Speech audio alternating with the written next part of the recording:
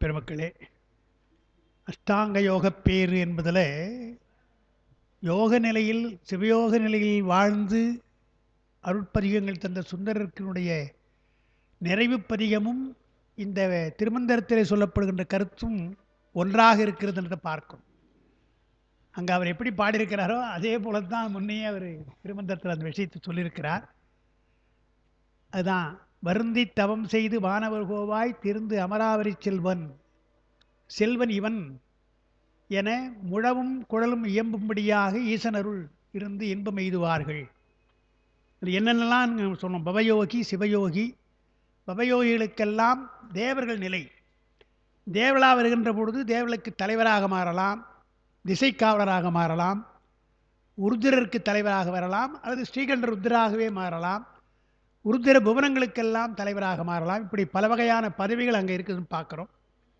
அதைத்தான் வானை மறித்து அமரர் வலம் செய்து என ஏற வைத்த பெருமான் என்று அந்த ஆசனத்தினுடைய பயனை பார்த்தோம். அடுத்து பிராணாயாமத்தில் செம்பொற் சிவகதி சென்று எய்தும் காலத்து கும்பத்து அமரர் குழாம் வந்து எதிர்கொள்ள. அதே அமரர் குழாம் வந்து எதிர்கொள்ளன்னு இங்கே பாடுறாரு இல்லையா? எதிர்கொள்ளன்னு எடுத்தோடனே பாடுறாரு. முடித்தான் மலை தானே. வானை மறித்து அமரர் வலம் செய்தியை ஏற்றுக்கொண்டான்னு சொல்றார்.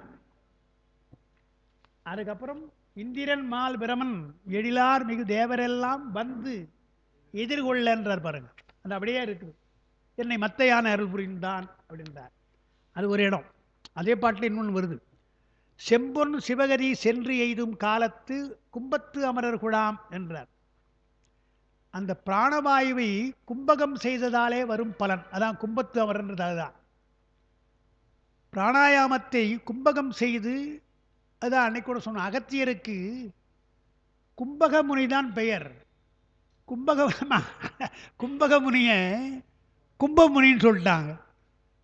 அது சொல்லலாம், கும்பகத்தை கும்பம்னு சொல்லலாம். அது என்ன போச்சு, கும்பத்தை கும்பம் என்பது குடமாகி போச்சு. பைபிளில் நாங்கள் லயலகாலத்தில் சொல்லுவாங்க. பைபிளில் என்னென்னா, ஊசி முனை காதுக்குள்ளே ஒட்டகந்தான் போனாலும் அந்த பணக்காரர்கள் பொருளாசை உடையவர்கள் சொர்க்கலோகத்துக்கு போக முடியாதுன்னு ஒரு வசனம் இருந்தாங்க. ஊசி முனையில் ஒட்டகம் போனால் கூட சரி போயிடலாம், ஆனால் சொர்க்கலோகத்துக்கு இவெல்லாம் போக முடியாது, பொருளாசையோடையும் போக முடியாதுன்னு வருதான். அது என்ன உண்மையான பொருள்னா, லாட்டின் கிரேக்கில் கேமல் ஒரு வார்த்தை உண்டா. கேமல் என்று சொன்னால் ரெண்டு அர்த்தம். அங்கே இருக்கிற முதல் அர்த்தம் என்னன்னா தாம்பு கயிறுன்னு அர்த்தமா. தாம்பு கயிறு, கிணறு எடுக்க இல்லையா, தாம்பு கயிறு, தாப்பிசை ராட்டினம் எடுக்கிறோமே, தாம்பு கயிறுன்னு அர்த்தமா. அதைத்தான் சொன்னார் அவர். ஊசி முனையிலே நூல் நுழையலாம், தாம்பு கயிறு நுழையுமா? அது பொருத்தமாக இருக்குது. ஒட்டகத்துக்கு அதுக்கு என்ன சம்மந்தம் இருக்குது? அது கிடையாது. அது டிரான்ஸ்லேஷனு தவறாக செய்திருக்கிறாங்க. பின்னால் வந்தவங்க கிரீக்கில் அந்த சொல் இருக்கிறத, லெட்டரும் கிரீக்கும் இதனால் இருக்கிறது, அதை தவறாக புரிஞ்சுக்கிட்டு ஒட்டகம்னு மொழிபெயர்த்துட்டாங்க என்று பைபிளில் இது மாதிரி மொழிபெயர்ப்பு தவறுகள் இருக்குன்னு சொல்லுவாங்க. பலரும் சொல்லுவாங்க, எடுத்துக்காட்டு சொல்லுவாங்க. அதுபோல் நமக்கு கும்பகம் என்பது அகத்தியர் கும்பகத்திலே வல்லவர், அதனால் அவருக்கு கும்பகம் முனி. அதுக்கப்புறம் அன்னைக்கு கூட சொன்னோம், விந்து அடக்கியவர் தான். விந்திய மலை அல்ல, விந்திய மலைன்னு அப்புறம் அந்த கதை புராணத்தில் வருது. அந்த இமயமலை போல நானும் உயரப்போறேன்னு சொல்லி விந்திய மலை உயர்ந்ததாம், நீ இன்னும் உனக்கு என்ன அவ்வளோ தீமை ரெண்டு வச்சு அழுத்தினார் என்று. அது அகஸ் என்றால் மலைன்னு அர்த்தமா. அகஸ் என்றால் மலை. அந்த மலையை அழுத்தினார் என்பதாலே அவர் அகஸ்தியர் என்று, அதனால் அகஸ்தியர் வந்தது. ஆனால் திருமூலர் அப்படி சொல்லலை. அகத்திலே தீ உடையவன் தான் சொல்கிறார். அகத்திலே உனக்கு தீ என்றால் ஒளி உடையவன் நீ, சுடர் ஒளி உனக்கு இருக்கிறது, எப்பொழுதுமே பெருமானை அகத்திலே தியானிக்கிறாய் என்பதனால் அவர் அகத்தியர் தான். அகத்தியர், அது அகத்தியர்னு வந்தது என்று சொல்கிறாங்க. இப்படிலாம் நமக்கு அந்த சொற்கள் இருக்கிறது. கும்பகமுனி தான், அது குடமுனின்னு ஆகிப்போச்சு. கும்பகம், கும்பம்னா குடம், குடத்திலே தோன்றினார் என்று சொல்கிறாங்க. அது அல்ல. கும்பகத்து அமரர் குழாம்னர். பிராணவாயு கும்பகம் செய்த பலனாக என்ன ஆகுமா, செம்பொன்மயமான உலகம்னர். பொன்னுலகம் சொல்கிறாங்க. பொன்னகரம் அல்லது பொன்னுலகம் என்றால் தேவலோகத்தை பொன்னுலகம் சொல்லுவாங்க. அந்த பொன்னுலகம் எழுதுவார்கள். அப்பொழுது விண்ணவர் குழாம் எதிர்கொள்ள, விண்ணவர்கள்லாம் வருவார், குழாம் வரும். அதுக்கப்புறம் பாருங்க, விண்ணுலக மகளிர் தாம் தாம் எமக்கு அரிதாம் தலைவன் இவனே என மையலுற்று சொல்லுமாறு கலவி இன்பம் மிக பெற்று இருத்தல் கூடும். அங்கே தேவர்கள் தேவ மகளிரோடு இணையலாம் என்று ஒரு வார்த்தை சொல்றார். நம்ம மயிலாப்பூரில் வித்யானந்த் சார் இருந்தார், அவர் என்ன கேட்பார், ஏங்க திருநீலகண்ட குயவனார் புலனை வென்று இருந்தார், அன்னம்மாவும் இருந்தாங்க, ரெண்டு பேரும் அப்படியே கொண்டு போகாமல் இளமையாக்கி போன இளமையாக்கி அங்கே கொண்டு போகிறார். எதுக்கு அங்கே கொண்டு போகிறார் மேலே அப்படின்னு கேட்பார்.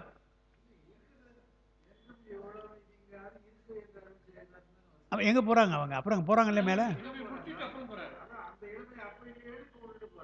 அதான் அது என்ன கேட்பாரு, அவங்க திருநீலகண்டம் சொல்லிவிட்டே இருந்தாங்க, ரெண்டு பேரும் வயசாகி போச்சு, அப்பா மென்ற 5 புலனால் மிகுந்த வல்லவா நீங்கள், உங்களை வாங்க என்று போக வேண்டியதா, இளமையை மறுபடியும் இளமையாக்கி ஏன் கொண்டு போகணும் அங்கே?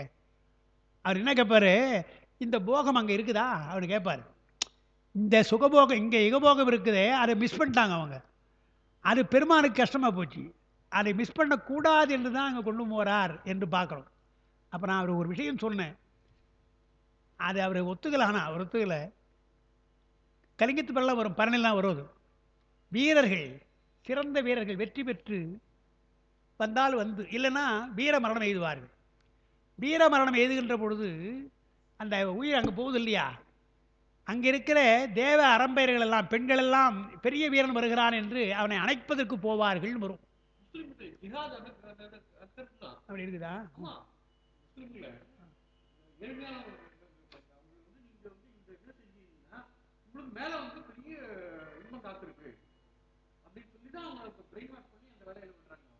ஓ ஓ இருக்கலாம். ஆமாம், டெரரிஸ்ட். இதை செய் பெரிய வீரர்களா அவங்க வீரர்கள்.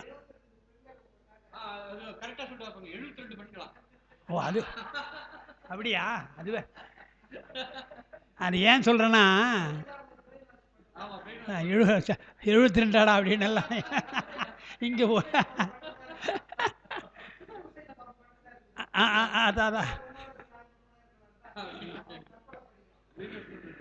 இருக்கலாம், அது இருக்கலாம்.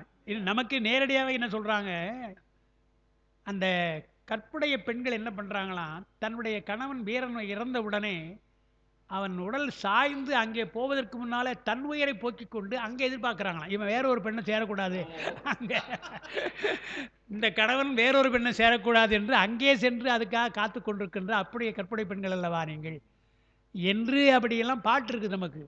நான் ஒரு குறிப்பாக சொன்னேன் இல்லையா, வானர மகளிரோட இன்பம் இருக்கிறது என்று ஒரு குறிப்பு நமக்கு இருக்குதே. பெருமான் என்ன செய்கிறார், என்னுடைய அடியார் அல்லவா நீ, எனவே அந்த வான மகள் எல்லாம் வேணாம் உனக்கு, உன்னுடைய சொந்த மனைவியே போ, அதனால் இளவையாக்கி தருகிறார், அதனால் அனுப்புகிறார். அப்படி தான் நான் என்றேன்னு அப்படின்ட்டு போயிட்டார். அது அது அது நீங்கள் சொல்கிறீங்கன்ட்டு போயிட்டார். நாம் அதான் கருத்து, இளமையாக்கினார்னா ஏன் காரணம், இந்த உலக இன்பம் உனக்கு இல்லை, நம்முடைய திருநீலகண்டத்தை சொல்லி அவர்களை பற்றற்று இருந்தார்னு சொன்னால் அந்த இன்பத்தை தர வேண்டும் அல்லவா, அதுக்கு அந்த உலகம் இருக்கிறது, தேவலோகம் இருக்கிறது, ஏதாவது போக பூமி, அந்த போக பூமியில் இருப்பதாலே இவர்களை இருவருமே அப்படியே கணவன் மனைவியாக அனுப்புறது.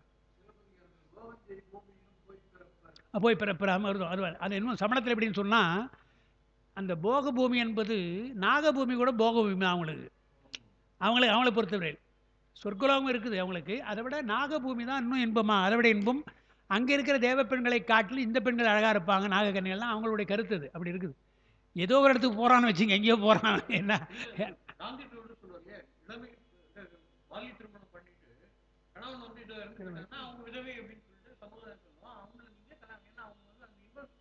கிடைக்காத போயிடுது இல்லையா, அப்படி அதான் சொன்னது, அப்படி சொன்னது தானே. ஏன்னா அவருக்கு என்ன, பெருமானையே எண்ணி திருநீலகண்டம் சொன்னதுனால அவர் பெரிய பொறுப்பாகி போச்சு. என்னப்பா எம்பேரை சொல்லி வேறு இப்படி கிடக்கிறேப்பா என்று அவருக்கு பயமாக போச்சு. அதனால் அந்த இன்பத்தை தர வேண்டும் என்று சொல்கிறார் தான் சேக்கிடார் அதை இளமையாக்கி சென்றார்னு சொல்கிறோம்.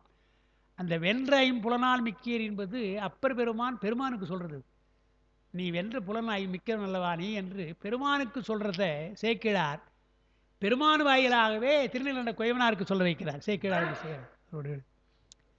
சரி, அதனால் விண்ணுலக மகளிர் எல்லாம் செல்வார்னு சொல்கிறார். அங்கே பாருங்கள், மையலுற்று கூறுவோர் ஆடல் மகளிர் அவ்வாறு கூறினும் அது ஒரு ஒரு குறிப்பு அப்பா எழுதுறாங்க. அதாவது உயர்குல பெண்களாக அங்கே இருக்கிற பத்தினி பெண்கள் அவங்க அப்படிலாம் கிடையாது. அங்கேயும் ஆடல் மகள்லாம் பல பேர் இருக்கிறாங்களே, அவர்கள் இது போல எல்லா உலகத்திலும் எப்படி இருக்கு இல்லையா, எல்லா உலகத்திலும் ஏற்றத்தாழ்வு இருக்கிறது.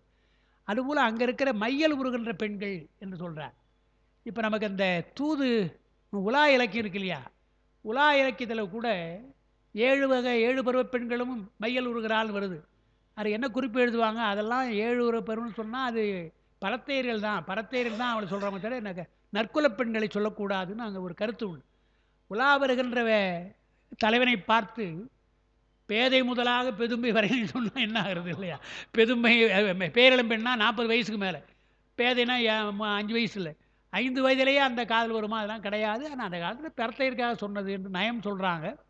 ஆனால் உலா வருகின்ற தலைவனை காதலிக்கின்றது நமக்கு நிறைய இடத்துல முத்துள்ளாயிரம் சரி, முத்துள்ளாயிரத்தில் இருக்கிறது பார்க்குறோம். யாப்பரங்கலக்கால ரொம்ப அருமையான பாட்டு அந்த பாட்டு, நாங்களாம் படிக்கிற பொழுதே இன்ட்ரெஸ்டாக அதை படித்தது. அந்த பாட்டு ரொம்ப அழகான பாட்டு.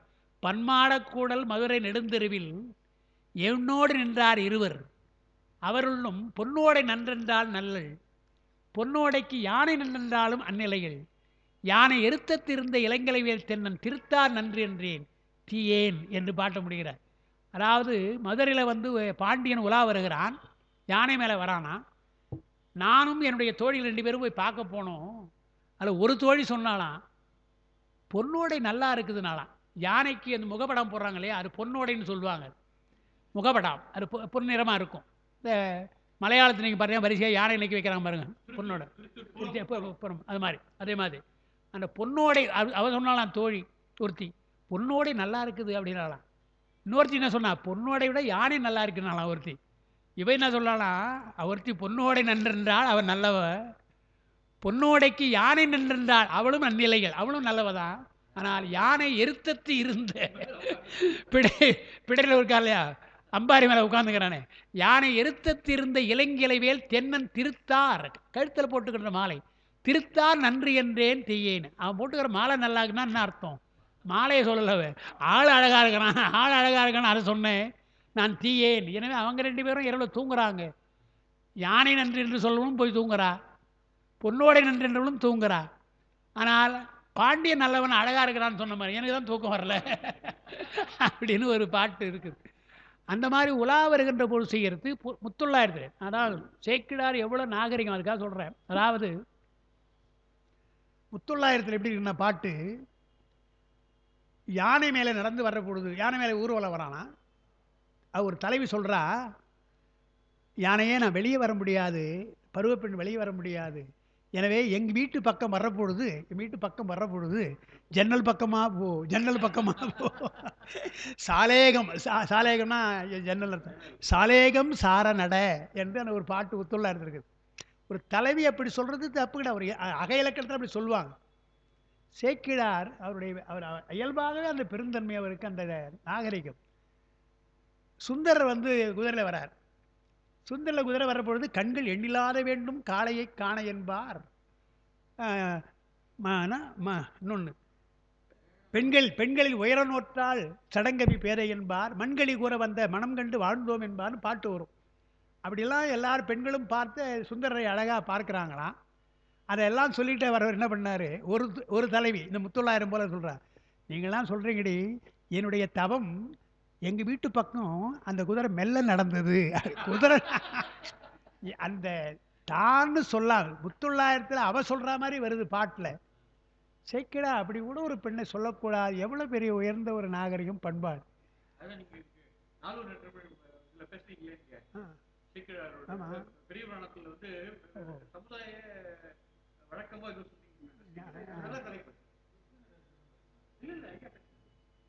ஞாபகம்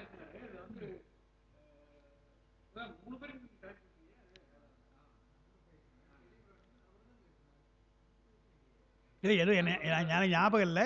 இது நான் சொல்கிறது வகுப்பில் சொல்கிறது. இது சேக்கிழார் எவ்வளோ பண்பாடு உடையவர்னு பார்க்குறப்ப என்னென்னு சொல்லுவாங்க. ஒரு தலைவியினுடைய கூற்றாக அகப்பொருள் இருக்கிறதுல சொல்லலாம், தப்பு கிடையாது, அழகாக இருக்கிறான்னு சொல்லலாம்.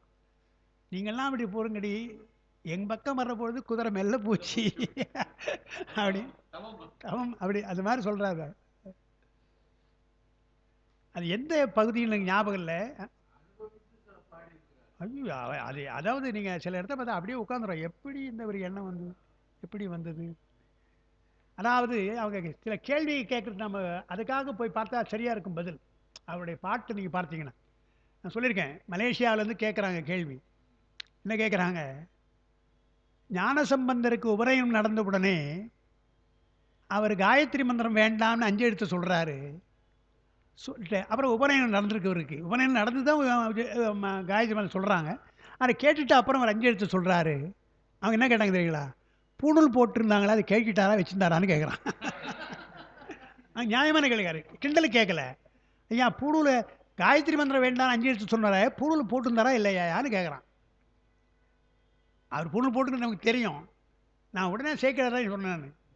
சேக்கிழார் எங்க கரெக்ட்டா சொல்றார் என்றால், அப்பர் பெருமான் அவரை சந்திக்க வரார். முதல் சந்திப்பு அப்பதான். உபநயனம் நடந்து போச்சு. அப்ப என்ன சொல்ல வரார்? 3 வயதில ஞானம் பெற்றார், 7 வயது உபநயனம். எனவே 4 ஆண்டு கழிச்சு தான் பார்க்கிறார். அப்பர் பெருமான் பார்க்கிறார். குறிப்பா சொல்றாரு. 4 ஆண்டு கழித்து தான் பக்கத்துல தான் திருவாமூர், திருவதி கூட வச்சுங்களேன். ஆனால் 4 ஆண்டு கழித்து தான் ஏதோ சூழ்நிலையை பார்க்கிறார். 4 ஆண்டு கழித்து பார்க்கிற பொழுது அவரை கொஞ்ச நாள் இருந்துட்டு நான் போய் வரேன்னு புறப்படுறார். முதல் நாள் சந்திப்பில் ரொம்ப எங்கேயும் போகல. நான் அவங்களை சந்திக்க வந்து தரிசனம் பண்ணியாச்சு, புறப்படுறேன்னு புறப்படுறார். கூட எழுந்து போய் இவரை வழி அனுப்புகிறார். எங்கள் எல்லை வரை போகிறார். சீர்காழி எல்லை வரை போகிறான்றார். ஞானசம்பந்தர் எவ்வளோ அப்பரை மதிச்சிருக்கிறாங்க சொல்கிறேன் இல்லையா? அப்படி போகிறார்.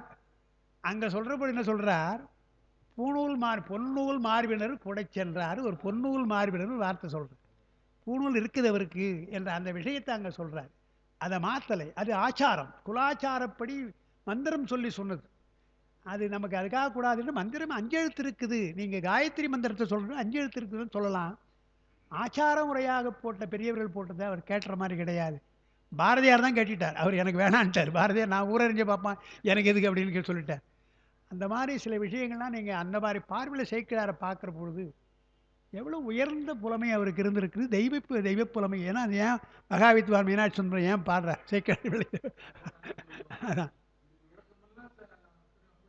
பிள்ளை எல்லாத்தையும் ஆழ்ந்த விஷயம் சொல்லியிருக்கிறேன். சரி. அதனால் மையலுற்று கூறுகின்றோன்னா ஆடல் மகளிர்னு சொல்லிட்டார். ஆடல் மகளிர் அவ்வாறு கூறினாலும் ஒருவரை அப்பா எழுதுறாங்க. சிவயோகியர் இன்புறுவது உரிமை மகளிரோடு ஆண்டார். அதுதான் சொன்னேன் நான். இந்த விஷயம் படிக்கும்போது தான் அவருக்கு சொன்ன பதில் நம்ம சரியாக தான் சொல்லியிருக்கோன்னு வந்தது. இதை படிக்கிற போது அதாவது சிவயோகியத்தில் போய் நீங்கள் அந்த லோகத்துக்கு நீங்கள் போனீங்கன்னா உரிமை மகளிர் உங்களுக்குள்ள மனைவி அவங்கள தான் அங்கே தான் அவங்க நீங்கள் சேரும்படி தவிர அயல் மகளிர் கிடையாது என்ற அந்த மாதிரி எழுதுகிறாங்க. ஆனால் எம்பொற்கலைவன் குடாமந்து எதிர்கொள்ள இன்பக்கலவி இருக்கலாம்னு சொன்னார். அது சிவயோகியர் எல்லாம் இன்புறுவது உரிமை மகளிரோடு. அப்புறம் ஐம்புல இன்பங்கள் பலவற்றையும் நிரம்ப துய்த்தலுக்கு குறிப்பு மொழி இன்பக்கலவினார். அந்த இன்பக்கலவி என்பது 5 புலன்களுக்கும் இன்பம் அல்லவா, அதுக்காக சொன்னார்னாரு. உருத்திரலோக இன்பம் அது சொல்றாரு. உருத்திரலோக இன்பம் சிவனை மறப்பியாது என்கிற ஒரு வரி எழுதுறாங்க. என்ன சார் அங்கே போய் இப்படி இல்லாமல் உரிமைகளோடு இருந்தான்னு சொன்னான்னா, உருத்திரலோகத்திலே சிவனை மறக்க முடியாது நம்மால். மற்ற இடங்கள் இந்த உலகத்தில் மறந்துடுறோம், இந்த உலகம் மறந்துடுறோம். உருத்திரலோகத்தில் செல்கின்ற அந்த சிவயோகியருடைய உயிர்கள் அது பெருமானை மறக்காது. அதனால சொல்றாங்கன்ற ஆதனம் ஆசனத்தினாலே உங்களுக்கு பதவி கழிப்பு, பிராணாயாமத்தினாலே துய்த்தல் பேரு. இந்த வேறுபாடை நுனித்து உணர்க. இயமம் ஏமத்தில் ஆதனம் சொல்ற பொழுது அங்கே பதவி என்ன பதவி உங்களுக்கு அங்கே சொன்னார். இங்கே இன்பம்னார். பிராணாயாமத்தினாலே துய்த்தல், அந்த பதவியினுடைய இன்பத்தை துய்த்தல் என்று சொன்னார். அப்புறம் இதெல்லாம் அஷ்டாங்க யோக பேரில் தனியாக சொல்கிறார். இதெல்லாம் சிவயோகத்தினுடைய நிலைகள். இதெல்லாம் அஷ்டாங்க யோகத்தில் சித்தியோடு முடிச்சுட்டார். இங்கே சொல்கிறதெல்லாம் சிவயோக நிலையிலே சிவனை எண்ணி செய்கின்ற யோகத்தினாலே வருகின்ற பயன்கள். பிரத்யாகாரம் சேருரு காலம் திசை நின்ற சேவர்கள் ஆர் இவன் என்ன அரணாம் இவன் என்ன ஏரூரு தேவர்கள் எல்லாம் எதிர்கொள்ள காரூரு கண்டனை மெய் கண்டவாரே. காரூரு கண்டன்னா கரைக்கண்டன். கரைக்கண்ணை காண்றா. எப்படி காண்றாங்களாம்? சேரூரு காலம் என்றால் இங்கே இருந்து அந்த உயிர் இந்த உலகத்திலே இருந்து அங்கே போகின்ற நேரம். இந்த போகின்ற காலத்தில் திசை நின்ற தேவர்கள்னார். எல்லா தேவர்களும் திசைக்காடு மற்றெல்லாம் ஆர் இவன் என்ன. இதெல்லாம் சேக்கிழாருக்கு சரியான சான்று. அந்த முனிவரெல்லாம் கேட்குறாங்களே யார் இவன், யார் வந்ததுன்னு கேட்குறாங்க. ஆர் இவன் என்ன அரணாம் இவன், சிவனே சிவனேயாக சிவகம்பாவில் சிவனாக வந்தவன் என ஏரூர் தேவர்கள் எல்லாம் எதிர்கொண்டார்கள். இவன் தான் சிவன் எதிர்கொண்டான் வருது. இங்கே பாருங்க, மந்திர மாமுனிவர் இவன் ஆரென இந்திரன் மால் பாட்டில் இந்திரன் மால் பிரமன் எழிலார்மிகு தேவரெல்லாம் வந்து எதிர்கொள்ள என்னை மத்தையான அருள் புரிந்து மந்திர மாமுனிவர் இவன் ஆர் என இந்த வரிதான் அப்படியே சேர்க்கிறாங்க சொல்றது. சம்புவின் அடி தாமரை போதலால் எம்பிரான் இறைஞ்சாய் இது என் என்று அவன் கேட்கிறான். தம்பிரானை உள்ளம் தெளிவன் அவன் அரண் நாம் தொடும் தன்மையான். அதனாலே மந்திர மாமுனிவர் இவன் ஆர் என எம்பெருமான் நந்தமர் ஊரன் என்றான். பெருமான் நம்ம ஊரன் வரம்பான், நம்முடைய ஊரன் வருகிறான். நந்தமர் ஊரன் என்றான். வெடித்தான் மலை உத்தமனே என்றார். இந்த யோக நிலையிலே அங்கே செல்லுகிற பொழுது இவையெல்லாம் சாதாரணமாக கேட்கும் என்பதற்குத்தான் அவர் பாடுறார். அறவொலி ஆகமங்கள் அறிவாரறி தோத்திரங்கள் விரவிய வேதவொலி விண்ணெல்லாம் வந்து எதிர் இசைப்பன்றார் பாருங்க. அங்கே சென்றால் அறவொலி என்றார். அரகர என்ற அந்த ஒலி கேட்கிறது. ஆகமங்கள் சொன்ன அந்த வழிபாட்டு முறைகள் போற்றி என்றெல்லாம் கேட்கிறது. தோத்திரங்கள் கேட்கின்றன. விரவிய வேத ஒலியும் கேட்கிறது. வேத ஒலி ஆகம ஒலி எல்லாம் அங்கே கேட்குதுன்றார். வேத மந்திரம் ஆகம மந்திரம் ரெண்டு வேறு தானே, ரெண்டு வேறு மந்திரங்கள் கேட்கிறது.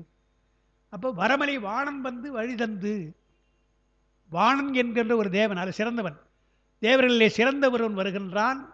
அவன் வந்து எதிர்கொண்டு வழி தந்தான், வழிகாட்டுகிறான். வாருங்கள் என்று வழிகாட்டுகிறான். ஏறுவதோர் சிறமலை யானை தந்தான் நொடித்தான் மலை உத்தமனே என்று யோக நிலையை அஷ்டாங்க யோகத்திலே பெறுகின்ற பேரெல்லாம் சுந்தர பெருமானுடைய இந்த பதிகத்தில் இருப்பதை நாம் பார்க்கிறோம். ஏரூர் தேவர்கள் எல்லாம் எதிர்கொள்ளனார். சேரூர் காலத்து உம்பராக பாவனை செய்து போய் வரை உண்மையாகவே அடையும் காலம் என்றாங்க. சேரூர் காலம் என்றால் தேவலோகம், இந்திரன், மால் இதெல்லாம் நம்ம பாவனையிலே சொல்லிக் கொண்டிருந்தோம், பாவனையில் வணங்கி கொண்டிருந்தோம். இப்பொழுது உண்மையிலே அதை பார்க்கிறோம், நேரடியாக பார்க்கிறோம். உண்மையாகவே அடையும் காலத்து மக்களில் இந்த உயர்ந்த நிலை அடைந்தவன் யார் என்று எல்லாம் கேட்கிறான். இப்படி ஒரு நிலை பெற்று வருகிறாரே சுந்தரரை போல இந்த உயிர்கள் எல்லாம் அந்த நிலை பெற்று போகிற பொழுது மக்கள் உயிர் என்றால் பிறக்கும் இறக்கும் பிறக்கும் இறக்குமே தவிர இப்படி ஒரு உயர்ந்த நிலைக்கு வருமா என்று ஆச்சரியப்பட்டு கேட்கிறார்கள் என்று வியப்புற்று வினாவ ஒரு சாரார் ஓர்ந்து உணராது வடிவம் ஒன்றே பற்றி இவன் சிவபெருமான் தான் மயங்க கூறுறாங்களாம். ஓர்ந்து உணராது என்று சொன்னார். ஓர்ந்து உணராதுன்னார் நம்ம இவர் தான் நினைக்கிறேன். பனசி ராமமூர்த்தி, பனசிமூர்த்தி தான் ஒருத்தர் பேசுறியா, அது என்கிட்ட கேட்டாங்க. அவர் ஏதோ கருத்து சொல்லியிருக்காங்க, விட்டுருங்க, அது அவரே சொன்னார், விட்டுருங்க. என்னன்னா என்ன சொல்கிறாரு, அவர் கொஞ்சம் தமாஷ் பண்ணுவார் இல்லையா, தமாஷ் பண்ணுவார் அவர். இதெல்லாம் தமாஷ் பண்ணக்கூடிய விஷயம் இல்லை. அது என்ன பண்ணிட்டாரு பண்ணான்னு சொன்னாங்க. எனக்கு சிவசாரூபத்தை பற்றி சொல்கிற பொழுது உருத்தர்கள் பல பேர் இருக்கிறாங்க. அங்கே உருத்தர்கள்லாம் பல பேர் இருக்கிற பொழுது உமையம்மை பார்த்து மயங்கராரா. சிவசாரூபம் யார், இதில் யார் சிவன் என்று மயங்கரான்னு அப்படி சொல்லிட்டார் அப்படின்னு சொல்லிட்டாராம். ஐயோ அப்படி சொல்லக்கூடாதுங்க, ஏன்னா உமையம்மைக்காக இப்போ நான் சொன்னேன். நலவெண்பாவிலேயே தமயந்தியே மயங்களை கரெக்டாக தெரிஞ்சுக்கிட்டா. நலவெண்பாவில் 7 பேரா 8 பேரை வந்து உட்காரான், 9 பேர் வந்து உட்காரானா, உட்காரான். அதில் நலவெண்பாவில் அவளே புரிஞ்சுக்கிற கால் நிலத்தில் பரல கண்ணி அமைக்கலை என்று கண்டுபிடிக்கிறான்னா உமையம்மைக்கா யார் உண்மையான பெறுவான்னு தெரியாது சொல்லிட்டு நான் சொன்னேன். சிவசாருவம் என்றால் தெரிஞ்சுதான் பாடுறாங்க. நெற்றிக்கண் இருக்கும், பிறை இருக்கும், கரைக்கண்டம் கூட இருக்கும், எல்லாம் இருக்கும், மழுகு இருக்கும், எல்லாம் இருக்கும். இடம்பாகத்திலே உமையம்மை இருக்க மாட்டாங்க, அது கிடையாது. மைனஸ் அதுதான் அங்கே. நீ எவ்வளோதான் சாருவம் பெற்றாலும் பக்கத்தில் உமையம்மை கிடையாது. ஏன்னா புராணங்களை சில பேர் நான் இதெல்லாம் கேட்டுட்டு நான் குழம்பு போய்க்கிறேன் பல நாளைக்கு. அது நாம படிக்கிற பொழுது தான் அதில் உண்மை இப்படி தான் இப்படி எதாவது சொல்லியிருக்காங்க. எனக்கு சொன்னது சின்ன போலே சொன்ன விஷயம் அல்ல. இப்போ புராணங்களை யாரோ சொன்னது, எந்த புராணங்கள் சொன்னாங்களே தெரியல. இந்திரன் பல பேர், ஆனால் இந்திராணி ஒருத்தர் தான் சொல்லியிருக்காங்க. அப்படி இல்லை, அப்படி கிடையாது. புராணங்களை இங்கே பார்த்தீங்கன்னா அந்த நகுஷனுடைய வரலாறு இருக்கு இல்லையா, நகுடன் வருகின்ற பொழுது இந்திராணி பயப்படுறாங்க. ஐயோ அவன் வந்து நான் இந்திராணி பார்க்க போகிறேன்னு வரான், அதுக்காக நான் வரான், இந்திரனை பார்க்க வரான். சாமி என்ன செய்யறது என்று திருமாலை போய் வணங்குறான். என்னங்க செய்யறது மாதிரி அவர் தான் ஐடியா சொல்கிறார். அவன் தனியாக வரக்கூடாது, பல்லக்கில் 7 முனிவர்கள் சுமக்கபடியே வர சொல்லிடு, 7 முனிவர்கள் சுமந்து வந்தால் பார்க்குறேன்னு சொல்லிடு அப்படின்றான். அதே மாதிரி இந்திராணி சொல்கிறார், தாராளமாக நான் பார்க்குறேன், நான் கூட நான் பார்க்குறேன், ஏன்னா அவன் இந்திரபரைக்கு வந்திருக்கிறான். ஆனால் 7 முனிவர்கள் சுமக்கும் பல்லக்கில் சுமக்கும்படியாக வரணும்னே சப்தரிஷிகளில் ஒருத்தர் அகஸ்தியர் இல்லையா, சப்தரிஷியில் ஒரு அகஸ்தியர் ஒருத்தர், அவர் குள்ளம், அவர் முன்ன புகழ்ந்துட்டார். அவர் தான் தெரிஞ்சு அவர் மெல்ல நடக்கிறார், மெல்ல ஷார்ட் ஸ்டெப்பு போடுறாரு. இவன் அவசரக்காரன் இல்லை, போடா போடான்னா எங்க சொல்றது, சர்ப்ப சர்ப்பன்னு சொன்னானா. சர்ப்ப சர்ப்பன்னா விரைந்து வா விரைந்து போன்னு அர்த்தம், இன்னொன்று பாம்புன்னு அர்த்தம்.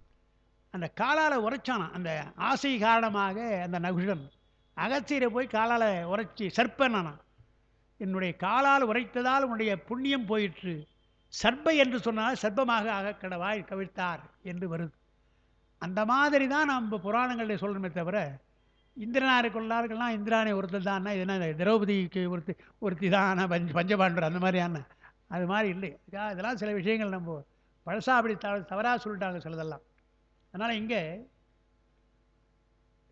கரைக்கண்ணன் சிவசாரூபம் குறித்ததுன்னார். அங்கே பாருங்க, கரைக்கண்ணனாக இருந்தால் பவயோகியராயின் ஈசானனாகிய திசைக்காவலனாக சுற்றமாய் நிற்பார்கள். அதுதான் அங்கே பதவி.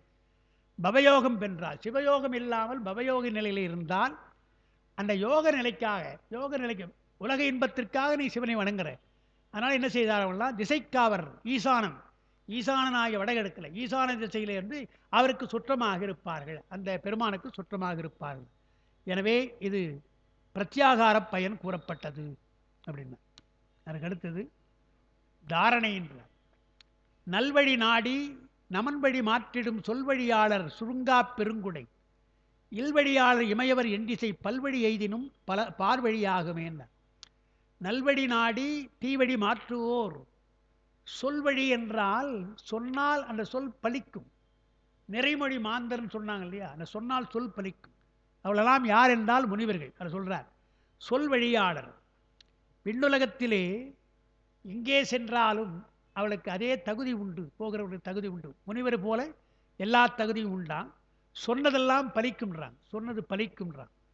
விண்ணுலகில் இவர் எவ்விடத்து சென்றாலும் அவ்விடம் மண்ணுலகில் மிக்க கொடையுடைய இல்லத்தார் வாழ இடம் போலவே எதிர்கொண்டு பெறுவார். நல்ல இல்லறத்திலே இருந்து, முனிவரா இல்லை, நல்ல இல்லறத்திலே இருந்து வள்ளுவர் சொல்றாள், அதையும் வள்ளுவர் சொல்றாள் இல்லையா, வையத்துள் வாழ்வாங்கு வாழ்பவன் வானுரையும் தெய்வத்துள் வைக்கப்படும் சொன்னார். எனவே இந்த உலகத்தில் நல்ல இல்லறம் இருந்தால் வானுலகத்திற்கு நீங்கள் போகலாம் என்று ஒரு அர்த்தம் இருக்கிறது. நான் பரிமேழகர் அப்படி சொல்லலை, வேற அர்த்தம் சொல்றார். என்ன சொல்றார், இல்லற இங்கேதான் வையத்துள் வாழ்வாங்கு வாழ்பவன் முதலிடுகிறார். நல்ல அறநெறியோடு எந்த விதமான குற்றமும் இல்லாமல் நல்லொடுக்கத்தோடு வாழுகின்ற இல்லறத்தான் இருக்கிறான் இல்லையா, அவனை வையத்துள் வாழ்வாங்கு வாழ்பவனை வானுரையும் தெய்வத்துள் வையத்துள் வைக்கப்படும்ன்றார். இங்கேயே வைக்கப்படும்ன்றார், தெய்வமாகவே வையத்துள் வைக்கப்படும்ன்றார். இந்த உலகத்திலே அவன் பெரிய தெய்வம்பா என்று சொல்வார்கள். அங்க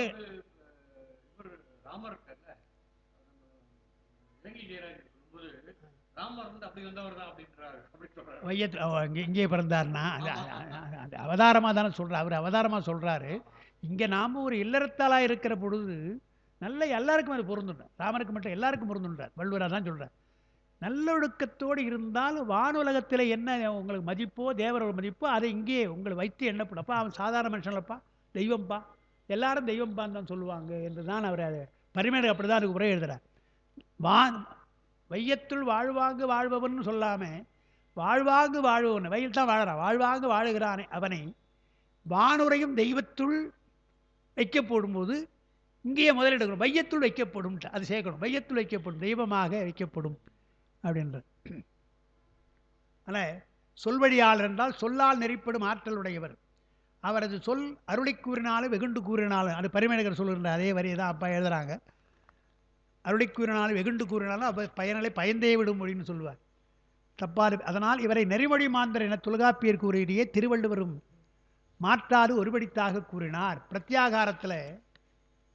பிரத்யாகாரத்தில் இருக்கின்றவர்கள், அதாவது பிரத்யாகாரம்னா என்னன்னு தெரியும், மனத்தை புலன்கள் வழி போக விடாமல் அந்த புலன்களை எல்லாம் திருப்பி உள்வழியை திருப்புறது, அகவழியை திருப்புறது, அதான் பிரத்யாகாரம்.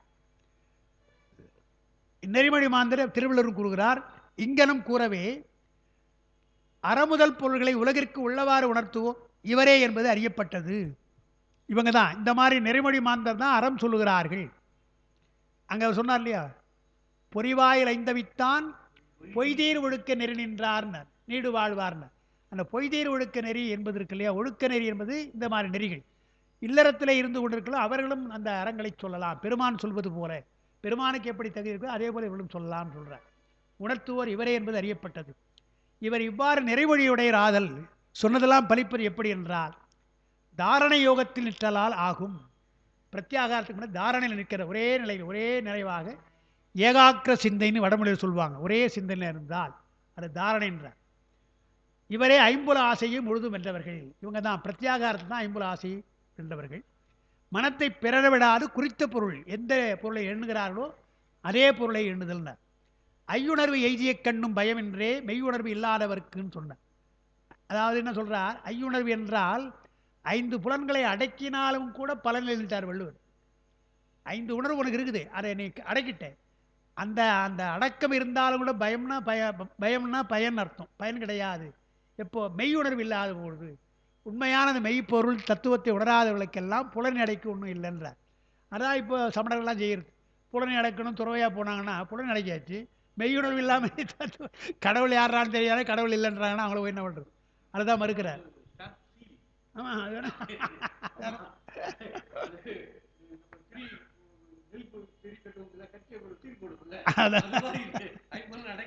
அடக்கி ஒரு சீல் போடணும் நீங்க யாரு அது போல, அது ஒரு கட்டுப்பாடு இருக்கணும் இல்லைன்றார். அதான் இங்கே எழுதுறாங்க. அப்போ அதெல்லாம் ஐயுணர்வு எய்துதலாவது மனம் மடங்கி ஒருதலைப்பட்டு தாரணைக்க நிற்றல். அதான் 5 உணர்வு ஒரே சமயத்தில். உரன் என்னும் தொட்டியால் உரைந்தும் காத்தல் அவர் சொல்றது என்பதும் தாரணை. திருவள்ளுவர் சொல்கிற உரணைந்தும் தொட்டியா என்ற பாட்டு தாரணையை குறிப்பதுன்னாங்க. இந்நிலையை பெற்றோர் நிறைமொழியாளர் ஆவதைத்தான் ஐந்தவித்தான் ஆற்றல் அகல் விசுமுள்ளார் கோமான் இந்திரனே சாலும் கரி அதனாலும் அறிகை என்று இதெல்லாம் பிரத்யாகாரத்தினுடைய பயனாக திருக்குறளை ஏதோ அறம் சொல்வது போல இருக்கலாம். ஆனால் அதெல்லாம் யோக நிலையை சொல்கிறார், யோகத்தினுடைய பயனாக சொல்கிறார்ன்றது நம்ம தெரிஞ்சுக்கலாம். அதான் ஐந்தவித்தான் ஆற்றல்னார். வள்ளுவருடைய சிறப்பு என்னன்னு சொன்னால், ஒரு குறளில் ஒரு உதாரணம் சொன்னால் 2த்துக்கு வச்சுக்குவார். அப்போ வேடிக்கை சொல்லுவாங்க, கொக்கொக்க கும்பும் பருவத்து மற்ற அதன் குத்தொக்க சீர்த்த இடத்துன்னா அதே கொக்கு தான். கொக்கு அமைதியாக இருக்குது இல்லையா, அதுபோல் அமைதியாக இருக்குது. குத்தொக்க என்பதற்கு வேற பருந்துகிறது சொல்லுது, அதே கொக்கு தான் சொல்கிறது. அது ரெடியாக இருக்குமா? அதே கொக்கு என்பது அடக்கமாகவும் இருக்கும். மீன் வந்தால் ஓடு மீன் ஓட ஒரு மீன் வரும் அளவும் ஆடி இருக்கும், வந்தால் கொத்திடும். அப்போ கொக்கு என்ற உதாரணம் குத்துவதற்கும் மீனை கொத்துவதற்கும் பயன்படுகிறது, அடக்கமாக இருக்கிறதுக்கும் பயன்படுது அப்படின்னு சொல்லுவாங்க. தலையில் இடிந்த மயிரினையர் மாந்த நிலையில் இடிந்த கரைண்டார். ஒரு மயிர் தான், உடம்பு தான், முடிதான். தலையில் இருந்தால் அது ஒரு சிறப்பு, அதுவே கீழே விழுந்தால் ஒரே ஊமை தான். அதையே சொல்கிறார். அங்கே இருந்தால் நல்லா இருக்கும், இங்கே இருந்தால் அதே மாதிரி தான் என்ன சொன்னார். அதான் அது அது விஷயத்தை வேற சொல்கிறார், அது இல்லை. இது ஒரே ஊமை தானே. தலையில் இடிந்த மயிர் என்ற ஒரு அது பொருள் வேறு. அது ஒன்றும் பெரிய பொருள் அல்ல. அதாவது உணவை ஆக்குவதும் மழை, உணவாக ஆவதும் மழைன்ட்டார். வேற ஒன்றும் இல்லை. உணவை ஆக்குவதும் தண்ணீர் தான், உணவாக ஆவதும் தண்ணீர் தான். அதான் துப்பாருக்கு துப்பாயிரம். அப்புறம் எங்கே பாருங்க, ஐந்தவைத்தான் ஆற்றல் சொன்னார் பாருங்க. இதுக்கு என்ன சொல்கிறார் பரிமேடகர்? அவர்கள் சொல்கிறோம் இல்லையா பரிமேடகர். அதனால் திருவள்ளுவர் பிள்ளால் சொல்லியிருப்பதால இங்கே என்ன சொன்னார், ஐந்தவைத்தான் ஆற்றல் அகல் விசும்பலா இருக்குமான் இந்திரனே சாலும் கரின்னு இருக்கு இல்லையா. அதுக்கு என்ன எழுதுறாரு, இந்த குறளால் நான் எழுதினா இல்லையே தெரில, இந்த குறளால் அவர் என்ன சொல்றார் பரிமேடகர், ஐந்தவித்தானுடைய ஆற்றலும் தெரிகிறது, ஐந்தவிக்காக அதனுடைய இழிவும் தெரிகிறது. ஒரே ஒரே குறள்ல ஐந்தவித்தான் ஆற்றல் யார் என்றால் கௌதம முனிவர். அகல் விசும்பலாறு கோமான அஞ்சு புலனை அடக்கலை, புலனை அடக்க அதனுடைய இழிவும் தெரிகிறது, புலனை அடக்கனுடைய பெருமையும் தெரியுது என்று அவர் அந்த இந்திரனே சாலும் எழுதுகிறார் பரிமேடகர் எழுதுகிறார். இவையெல்லாம் பிரத்யாகார நிலைமைக்கு இயலாமையும் தியான சமாதிகளை சிறுபான்மை என்று பெரும்பான்மை நிகழாமை அறிந்து கொள்ளு அப்படின்னா இதெல்லாம் இருக்கலாம். பிரத்யாகார நிலைக்கு இவையெல்லாம் கூடாது. புலன் வழி செல்லுதல், புலன் வழி சென்று இழிவுபடுதல், கீழ்த்தன்மை பெறுதல், அதுக்கு பிரத்யாகார நிலைக்கு வந்து போகக்கூடாது. வள்ளுவர் சொல்றார், நுனிக்கும்பர் ஏறினார்னார். சமாதி நிலை வரை போறீங்க நீங்கள். தாரணை பிரத்யாகாரம், தாரணை கூட தியானம் வரை போறீங்க. அங்கே போய் நீங்கள் கெட்டு போட்டிங்கன்னா உயிர்க்கு இறுதி ஆகிவிடும். உங்களுக்கு எல்லாம் உயிர் போனால் எப்படியோ அதே போல் இழிவு உனக்கு சேரும்ன்றார். அங்கே அதான் இங்கே சொல்கிறார். பிரத்யாகார நிலையிலே இது போன்ற புலன் அடங்காத நிலை வராது என்று சொன்னார். அப்படி வந்தால் என்னன்னார், அப்படி வந்தால் பல்வழி பார்வழின்னார். இங்கே சொல்கிறா பிறகு பாட்டில், ஒரு வேளை வந்துவிட்டால் பல்வழி எய்தினும் பார்வழியாகுவேன். இப்படி பல வழியாக பிரத்யாகாரம், தாரணை, தியானம் என்று அதுவரையில் நீங்கள் போனாலும் கூட அங்கே தவறு நேர்ந்தால் பார்வழி மீண்டும் பிறவி வர வேண்டியதுதான். பிறவாமை என்பது வராது. என்று தாம் எய்தின்ற உலகத்தை என்று அதற்கு கீழுள்ள உலகங்களும் வியாபகம் உடைகிறார்கள் என்று. எனவே கீழே மீண்டும் பிறக்க வேண்டியதாக இருக்கலாம், அல்லது உயர்ந்த நிலைக்கு நீங்கள் போனால் எல்லா உலகம் உனக்கு சொந்தமாக போயிடும். எல்லா உலகத்தையும் விண்ணவரை ஏவல குழலாம்னு சொல்கிற மாதிரி எல்லா உலகத்தினுடைய பலனும் உங்களுக்கு கிடைக்கும் என்று சொல்கிறான்னு பார்க்குறோம். டைம் இருக்குதா நமக்கு? சரி, அப்புறம் தியானம் நம்ம மணி பார்க்கும். சரி, தியானம் பார்க்கணும். தூங்க வல்லார்க்கும் துணையேழு உபனமும் வாங்க வல்லார்க்கும் வலி செய்து நின்று இடம் தேங்க வல்லார்க்கு திளைக்கும் அமுதம் உன் தாங்க வல்லார்க்கும் தன்னிடம் தானே. அதான் யார் யார் எந்தெந்த நிலையிலிருந்து அந்த யோகத்தை முடித்துக் கொள்கிறாரோ அவளுக்கெல்லாம் அந்த இடம் தான்ட்டான். சமாதி அது உயர்ந்த நிலை. அதுக்கடுத்து பிரத்யாகாரம், தாரணை, தியானம் இங்கெல்லாம் எங்கே நின்றாலும் அவரவருக்கு உள்ள அந்த பொருள் எங்கே. நீங்கள் பிரத்யாகாரத்தில் எந்த பொருளை தியானிக்கிறீங்க, சிவனை தியானித்தால் உங்களுக்கு சிவலோகம்தான், இந்திரனை தியானித்தால் இந்திரலோகம்தான். எந்த தெய்வத்தை நீங்கள் தியானிக்கிறீர்களோ அந்த உலகத்திற்கு நீங்கள் செல்லலாமே தவிர வேறு தெய்வத்தை எண்ணிக்கொண்டு சமாதி நிலைக்கு போய் அங்கே போக முடியாது என்று சொல்கிறேன். ஆனால் முக்கியமாக சொல்கிற அந்த தியானத்தில் இருக்கணுன்ற தியானத்திற்கு பயன் தியானிக்கப்பட்ட கடவுளது உலகத்தில் இருந்து இன்ப நுகர்தல் ஒன்றே. நீங்கள் எந்த பொருளை தியானிக்கிறீர்களோ, நம்ம கேட்குறாங்க, சார் விநாயகரை வணங்கக்கூடாதா முருகனை வணங்கக்கூடாதான்னு கேட்டால் நாம் அப்படி சொல்லவே கிடையாது. அப்படி சொல்ல, விநாயகரை வணங்கினால் உங்களுக்கு இடையூறு நீங்கும், அவ்வளோதான். உங்களுக்கு கல்வி வரலாம், இடையூறு நீங்கும். முருகனை வணங்கியா உங்களுக்கு அது பகை நீங்கும். அதுபோல தான் நம்ம சொல்கிறோம். மொத்த இன்பங்களும் உங்களுக்கு வீடு பேறு என்று சொன்னால் அது பரம்பொருள் தான். சிவனலால் முத்தியில் சேர்த்துவார் இல்லைன்னு அவர் ஏன் சொல்கிறார்? அவன் அந்த அந்த நிலையை வேண்டுமென்றால் அவனைத்தான் வணங்கணும்ன்றார். அது ஏன் சொல்கிறாருன்னா, அந்த அந்த இப்போ முருகன் நமக்கு முருகன் அருளினான்னு வருது வச்சுங்களேன். முருகன் அருளினான் நீங்கள் சொல்லுங்கள், ஆனால் சிவன் தான் அருளினான். முருகன் வழியாகன்னு அர்த்தம். அது அதை முருகன் வழியாக சிவன் தான் அருளினான்றதை நம்ம தெரிஞ்சுக்கணுன்ற. அப்படி அந்த மாதிரி எண்ணம் வந்து விட்டா அப்போ ஏன் முருகனை கும்பிடணும், சிவனையை கும்பிடலாமேன்னு சொல்கிறாங்க இல்லையா? ஏப்பா உனக்கு அவர் தெரியலையா, முதல்ல வச்சு அங்கேயே போயிடலாமேன்றாங்களே, அந்த மாதிரி தான். அது அவர் சொல்ல வேதனைப்படும் பிறக்கும் ஏன் சொல்கிறார்? நமக்கு அதான் சொல்லிதான் இருக்கேன். எங்கே நீங்கள் எந்த கடவுளை போனால் அதுக்கேற்ற கடவுள் அந்த பலன்தான் உங்களுக்குன்ற அந்த நிலை தான் நமக்குன்ற. அதாவது யாருக்கிட்ட கற்றுக்கிறீங்களோ அந்த அறிவு தான் உங்களுக்கு வரும், வேற ஒன்றும் இல்லை. நீங்கள் யார் அதாவது சொல்லிட்டார், குருட்டிரை நீக்கும் குருவினை கொள்ளா எவனைவனோ குருன்றாங்களே. அந்த அது வேணா நம்ம லாவண்யா இது கூட பதில் இப்போ போட்டு பெருசாக போட்டுரு, பெருசாக குருவே குருவேன்னு இப்போ சொல்லுது. அது என்ன நினச்சி போட்டு தெரியல, அது போட்டு பெருசாக போட்டு அதான்மா திடீர் அந்த முனைச்சி வந்து அப்படியே சொல்லும். அது அதான் அது வந்து எங்கிட்ட திடீர் எங்கடா வேற எங்கடா யாராவது போயிடும். அப்புறம் திடீர் நீங்கள் வந்து ஐயா நீங்கள் தான் சொல்லணும், நீங்கள் தாங்க சொல்லணும் வந்துடும். அந்த மாதிரி பண்ணணும். அந்த மாதிரி குருவை மாற்றிக்கிட்டே இருக்கிறதாரா நம்ம இல்லையா? நமக்கு கூட சொல்லியிருக்காங்க, நீங்கள் வித்யா குரு, கிரியா குரு, யோக குரு கூட மாற்றிடலாம், ஞான குருவை மாற்றாதீங்கன்றாங்க. ஞான குரு மாற்றாதீங்க, அது ரொம்ப தப்பான ஒரு விஷயம்ன்ற. அதுதான் குருன்றாங்க. குருவினை குருட்டினை நீக்கும்ன்றது ஞான குரு தான் சொல்கிறது. சரி, இத்திருமந்திரத்திற்கு அது அப்பா எழுதுறாங்க, அது எனக்கு புரியல. திருப்பார்கடலில் தூங்கி திருமாலுக்கு இணையாக சொல்கிறாங்க, அது பொருந்தாதுன்னு எழுதியிருக்காங்க. யாரோ சில பேர் அப்படி உரை எழுதியிருப்பாங்க. இந்த பாட்டுக்கு மட்டும் பிரத்யாகாரத்திற்கு மட்டும் சொல்கிற பொழுது தூங்க வல்லாரும் வந்துடுச்சு இல்லையா? தூங்க வல்லார்னா உடனே திருமால்கிட்ட போயிடுவாங்க. தூங்க வல்லார்னா அவர் தானே அப்படின்னு போயிடுவாங்க. அதான் வாங்குதல் என்றால் படைத்தல், தேங்குதல் என்றால் தான் அடியாத பிறவற்றை அடித்தல் அர்த்தம். அப்படி சொல்லிட்டு அந்த பொருள் கூறி இடர்படுவார்கள். அது பொருந்தா உரைன்றார்.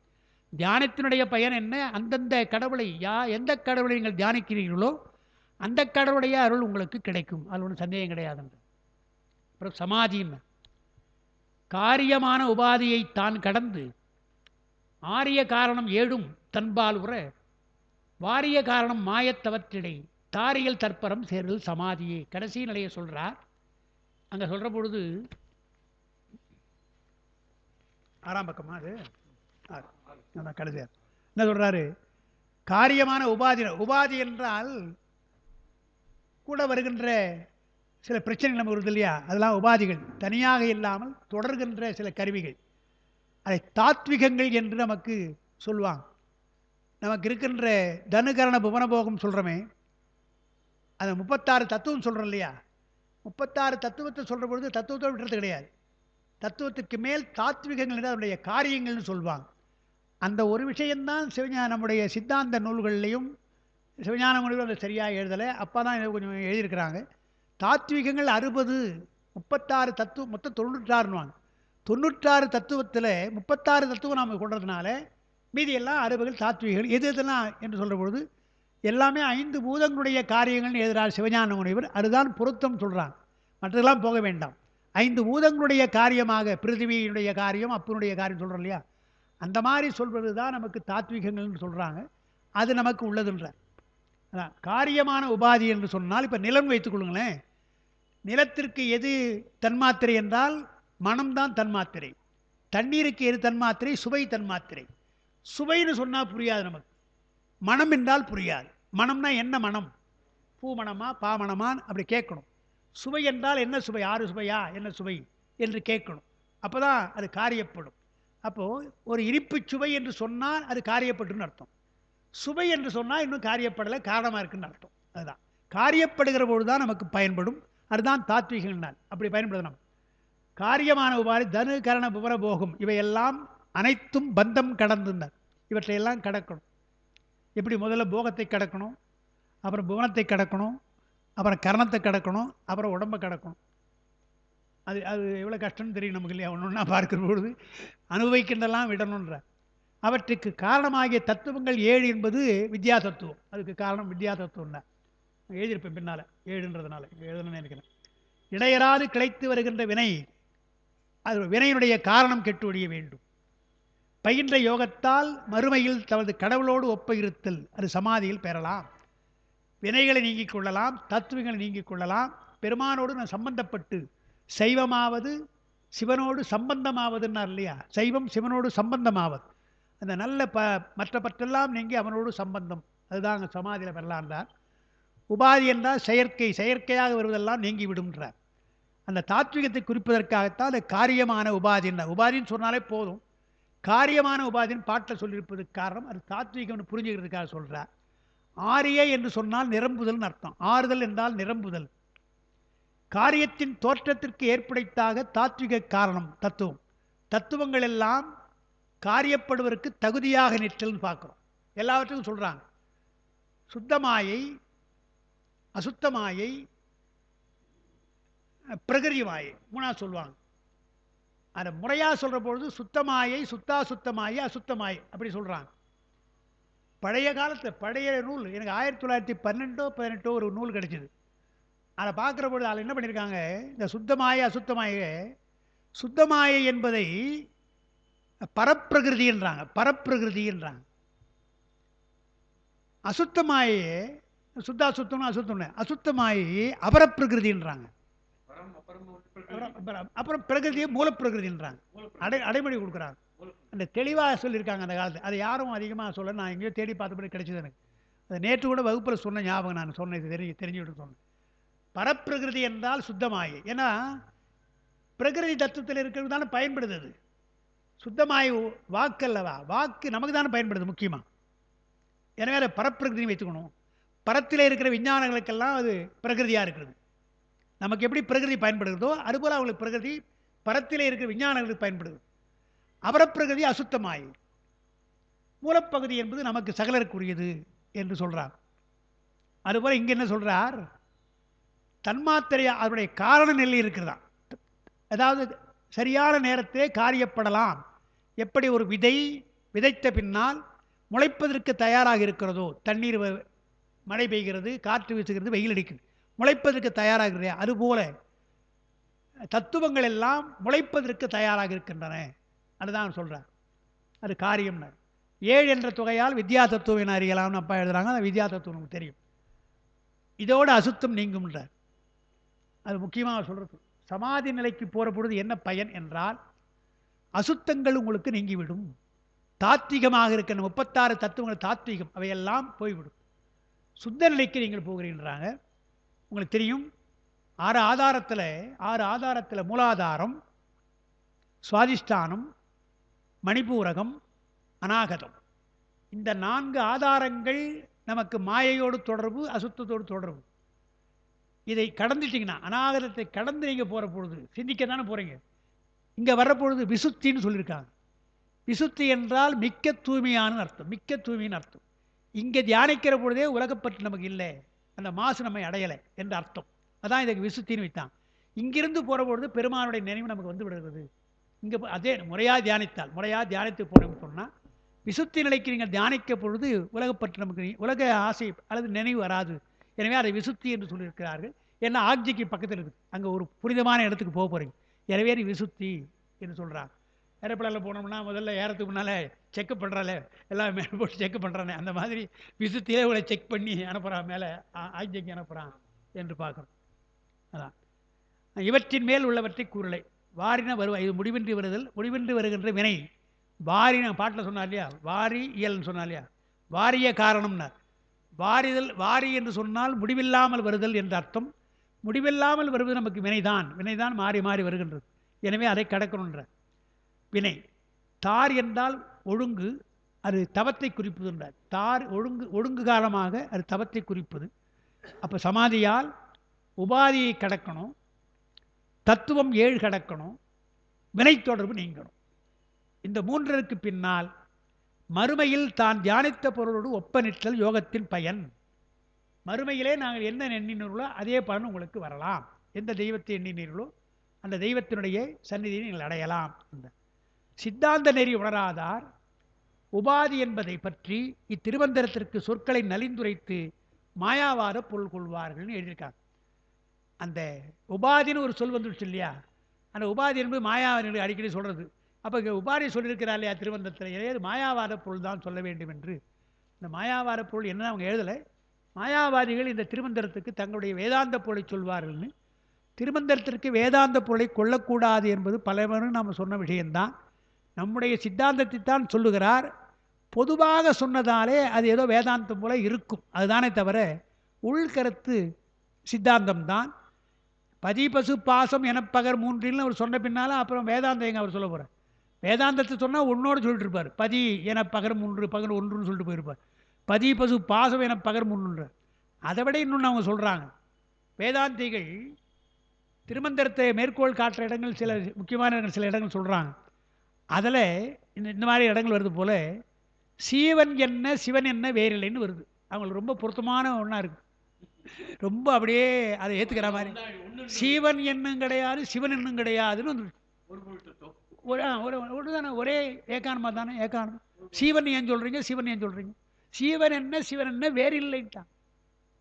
அப்பா அதுக்கு அழகாக இருக்காங்க ஒரே. ஏன்னா இப்படி சொன்னோடனே எனக்கு கூட என்னடா ஆமாம் இப்படி எக்குப்புக்கா இருக்குது, என்னடா பண்ணுறது இது, சீவன் என்ன சிவன் என்ன வேறு இல்லைன்றாரு, என்னடா ஏதோ சொல்ல போகிறாரு, அது என்னடா உட்பொருள் புரியல. அப்பா போய் பார்த்து என்ன சொல்கிறாங்க, இது சீவன் இது சிவன் சொல்ல முடியாதுன்றாங்க. எங்கே சீவனோ அங்கே சிவன், எங்கே எல்லா சீவனுக்குள்ள தான் பெருமான் இருக்கிறான். ஏகன் அநேகன் ஏன் சொல்கிறாங்க? மாணிக்க வாசகர் ஏகன்னு சொன்னது சொரூப லட்சணம். அவன் அநேகன்னா தடத்தில் எல்லா ஆன்மாக்களும் இருக்கிறான். அவங்க என்ன பண்ணிட்டாங்க, மாயாவாதிகள் ஏகான்மவாதிகள் அதே தொடருக்கு ஏகன் என்றது பாரமார்த்திகம், அநேகம் என்பது வியாகாரிகம். அவங்க வேதாந்த பொருள் அதை சொல்கிறாங்க. அநேகம் என்றால் அநேகமாக தோற்றமளிப்பது, எனவே அது விவகாரம் வியாகாரிகம். ஆனால் ஏகமாக ஒன்றாக இருந்தால் அது சொரூப லட்சணம் சொல்லாமல் அவங்க பாரமார்த்திகம்ன்றாங்க. ஒரே திருவாசக தொடர் தான் வேதாந்த அவன் வளைச்சு சொல்கிற மாதிரி. திருமந்திரத்தில் சீவன் என்ன சிவன் என்ன என்றால் சிவன் இது சீவன் என்று பிரிக்க முடியாது. அதாவது அர்த்தம், சீவன் எங்கெல்லாம் இருக்கிறதோ அதுக்குள்ளே உயிருக்குயிராக சீவன் இருக்கிறான். எனவே இவன் சிவன் இவன் சீவன் என்று பிரிக்க முடியாது என்றுதான் திருமந்திரத்தில் வருது. அந்த நிலைக்கு நாம் மாறணுன்றான். இப்போ நீங்கள் சீவனாகவே இருக்கிறீங்க, உள்ளே இருப்பது நமக்கு தெரிய மாட்டேது. உள்ளே பெருமான் இருக்கிறான் என்று உணர்ந்தால் அதையும் தான் அவர் சொல்கிறார். தெள்ளத் தெளிந்தாருக்கு ஜீவன் சிவலிங்கம் என்றார் இல்லையா, தெள்ளத் தெளியணுன்றார். உள்ளம் பெருங்கோயில் சொல்கிறார் இல்லையா. எல்லாருக்கும் உடம்பெல்லாம் கோயில் கிடையாது, நம்ம உடம்பெல்லாம் கோயிலான்னா அது இல்லை. உள்ளம் பெருங்கோயிலாக கருவறையாக தெள்ளத் தெளிந்த சீவலிங்க சிவன் இருந்தால் உடம்பு நமக்கு ஊன் உடம்பு ஆலயம் அப்படி சொல்கிறார் இல்லையா. அந்த மாதிரி பொருள் கொள்ளணுமே தவிர ஊனுடம்பு ஆலயம்னு சொன்ன உடனே சரி எல்லாருக்கும் ஊனோடு போகிறதெல்லாம் ஆலயங்கள்லாம் போகுதுன்னா சொல்ல முடியும். இதெல்லாம் வெற்றுடம்புன்ற. அதனால் திருமந்திரத்தை சித்தாந்த பார்வையில் பார்க்கணுமே தவிர உட்பொருளை ஏன் சொல்கிறார் என்று உணரணும். மேலோட்டமாக பார்த்து வேதாந்தம் சொல்லக்கூடாது. அந்த மாதிரி ஒரு பாட்டு அவங்க சொல்லியிருப்பாங்க. இந்த பாட்டு அதான் அப்பா அதை மறுக்கிறார். எனவே அதோட அந்த சமாதின்னு முடியுதுங்க. அஷ்டாங்க யோக பேர் என்பது அதோடு முடிகின்றது. இனி அடுத்து அஷ்டமா சித்தின்னு சொல்ல போகிறார். அதை நம்ம அடுத்த வகுப்பில் நாம் அதை சிந்திக்கலாம். அஷ்டமா சித்தி உங்களுக்கு கொடுத்துருக்கேன், நோட்ஸ் கொடுத்துட்டேன்னு நினைக்கிறேன் உங்களுக்கு. அஷ்டமா சித்தி இப்போ கொடுத்துருக்கேன். இது இல்லை, இது அஷ்டாங்க யோக பேர் தானே. அது முடிஞ்சு போய், அது முடிஞ்சு போச்சு. ஆமாம் 6. அப்புறம் நான் அடுத்து ஒரு 5 பக்கம் இருக்கு பாருங்க. எடுக்கலையா? இதில் இருக்கா? ஓ மாற்றி வச்சிட்டீங்களோ. நான் இதில் 5 பக்கம் இருக்கும், ஏற்கனவே எழுதியாச்சு. அதாவது பரகாய பிரவேசம் பாருங்க. பரகாய பிரவேசம்னு சொன்னால் அது 5 இருக்கும். 5 பக்கம், 5 பக்கம் தான் இருக்கும். 5 பக்கம் இருக்கும். இதை வச்சு அடுத்த வகுப்பு எல்லாத்தையும் இல்லை இல்லை இல்லை இல்லை. இதில் ஏதாவது ஜெராக்ஸ் ஜெராக்ஸ்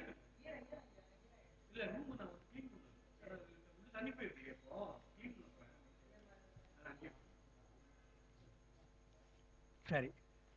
பெருமக்களே, அருமையான இந்த வகுப்பை இடைவிடாமல் நடத்தணும். இடைவிடாமல் மழை பொழிஞ்சால் கூட நாம் இடைவிடாமல் நடத்தணும்னு செய்திருக்கிறோம். பெருமான் திருவுருளால் நம்ம ஏதோ சிலவற்றை நாம் சிந்தித்திருக்கிறோம். மீண்டும் அடுத்த வகுப்பு நமக்கு அநேகமாக ஜனவரியில் தான் நமக்கு அடுத்த வகுப்பு வரணும். ஏன்னா டிசம்பர் 18 வேறு பொறுப்பு இருக்குது. அந்த மாதிரி ஏதோ சில பேர் 2 வருது இல்லையா, அந்த மாதிரி சமயத்தில் பார்க்கலாம். அடுத்த ஜனவரியில் நாம் மீண்டும் சந்திக்கலாம்னு கூறி நான் நிறைவு செய்கிறேன். என்னுடைய அடுத்த வருஷம் பார்க்குறேன். அது அடிக்கடி அடுத்தடி சொல்லுவாங்க, அடுத்த வருஷம் பார்க்கலாம் அப்படின்னு சொல்லுவாங்க. அதனால் அருமையாக செய்கின்றவர் நம்முடைய ஞானம் அவர்களுக்கு என்னுடைய மனமார்ந்த நன்றி நான் தனிப்பட்டவர்களை நான் தெரிவித்துக் கொள்கின்றேன். உங்கள் சார்பிலும் நான் நன்றி தெரிவித்து இருந்து கேட்கின்ற பெருமக்களாக உங்களுக்கெல்லாம் இந்த நேரத்தில் நான் நன்றி கூறி அமைகின்றேன். வணக்கம்.